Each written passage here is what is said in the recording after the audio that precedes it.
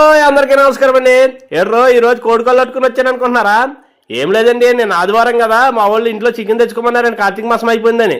సర్లే అని chicken centre పోయి 1 కేజీ చికెన్ తీసుకుంటాడు, ఒక 6 కాళ్ళు ఫ్రీగా ఇచ్చాడండి.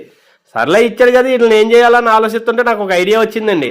ఆ కాళ్ళని అయితే మొత్తం స్కిన్ అది తీసేసుకుని దాన్ని నీట్గా చేసుకుని పెట్టుకున్నానండి. ఫస్ట్ కాళ్ళు అయితే రెడీ చేసుకున్నానండి. ఒక ప్లేట్ అయితే తీసుకున్నానండి. అందులో 1 స్పూన్ పసుపు, 1 స్పూన్ కారం, అలాగే 1 స్పూన్ ధనియాల పౌడరు, 1 స్పూన్ గరం మసాలా, అలాగే 1 స్పూన్ చికెన్ మసాలా, అలాగే 1 స్పూన్ సాల్టు, అలాగే 1 స్పూను అల్లం వెల్లుల్లి పేస్టు, అలాగే 1 స్పూను బియ్యం పిండి వేసుకొని అందులో 1 నిమ్మకాయ వేసుకొని, నిమ్మకాయ పెద్ద అయితే పిండుకున్నానండి. పిండుకొని దాంట్లో కొంచెం నూనె వేసి వాళ్ళు మొత్తం మసాలా అంతా పట్టేటట్టు మిక్స్ చేసుకోవాలండి.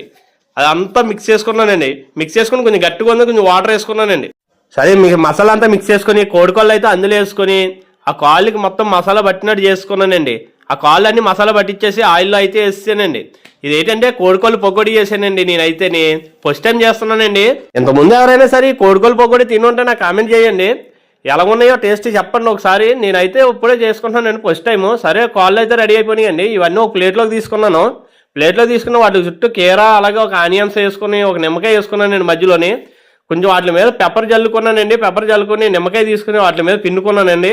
పిండుకొని 1 కాలు తీసుకుని తింటుంటే ఉందండి, అబ్బబ్బబ్బా టేస్ట్ సూపర్ ఉందండి. నోట్లో పెట్టుకుంటే కరకరలాడుతూ భలే ఉందండి పకోడీ అయితేనే. కోసంత పోతా కుడి చేత్తో సబ్స్క్రైబ్ చేసి లైక్ చేయండి.